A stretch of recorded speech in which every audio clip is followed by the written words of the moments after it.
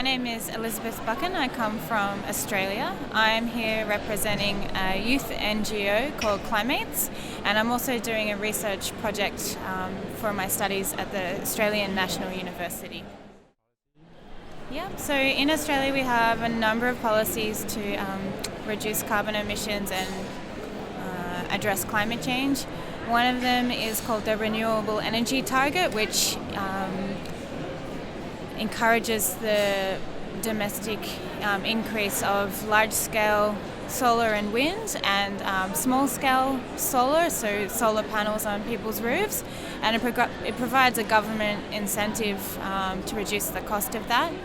We also have some national adaptation plans to adapt to the effects of climate change, and we also have what is called an emissions reduction fund, which is some money that is allocated to low emissions projects, and that is allocated through the process of an auction, a reverse auction, which allows the government to bid for the lowest cost abatement through different projects. Like I think you can do like renewable projects and like capturing landfill gas from going into the atmosphere, so that is counted as avoided emissions in that policy. I think it would be hard to generalise about the biggest issue. I know that today in Australia there has been a lot of people who did the People's Climate March. I think I saw in the news there was 60,000 people just in Melbourne, which is really exciting. So I think people care about the climate a lot, but it's maybe hard to describe which issue. Renewable energy in Australia is very popular and people really like that, and I think that also the other main issue in Australia is we have a high dependence on coal, and there are a lot of people interested in shifting that dependence onto renewables, and because we rely on a lot of coal for export, it's a bit of a difficult policy to implement.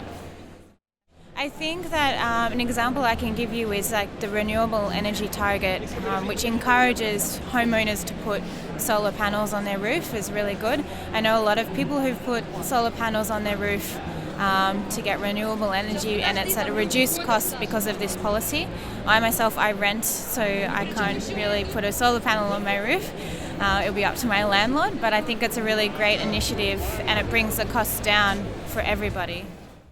I don't have a lot of campaign experience, but I have been involved in the COP and the Conference of the Youth a number of times, and I think it's really inspiring to see people getting organised around specific issues in the negotiations. Like I know that there is people mobilising around human rights and protecting human rights in the agreement, and that's really, really important to get a meaningful agreement, and I think that's really good to see that. Well, at the moment in Australia there's actually some very serious bushfires. I saw on the news yesterday, and a couple of people have actually died, so it's really sad. And I think that is in part contributed to by El Nino. We're having a really hot and dry summer, one of the hottest on record. So it's very sad to see that right now we can already see the effects of climate change in a country like Australia. I think that it will be a really good step on the way to 2 degrees. I'm a realist. I don't think we're going to get the 2 degrees worth of INDCs, the individual national determined contributions.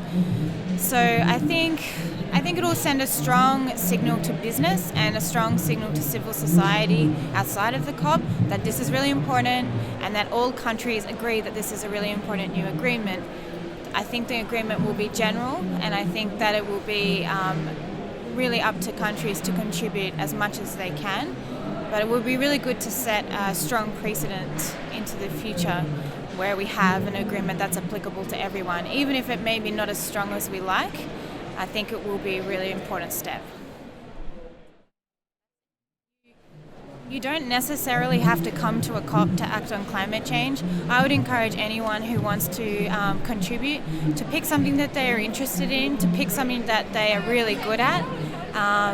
it might be like campaigning, it might be research, it might be just a community group, and to follow that path and really make it personal to you, make it meaningful to you, and then that way we'll all collectively play to our strengths and we can have some really good outcomes.